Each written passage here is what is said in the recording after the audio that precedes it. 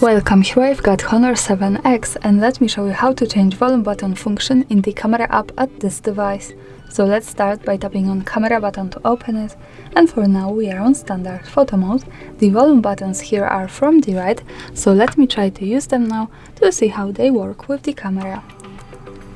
And as you can see now, by tapping on them I can easily take a picture. To change that function, let's slide simply to right to open camera settings, and here we have to slide a little bit down to find volume button function. When we pick it, we can decide to use it as shutter, which is now zoom or focus. So let me change it to zoom to show you how it works different. Let's move back to camera. Now let me use volume keys once again.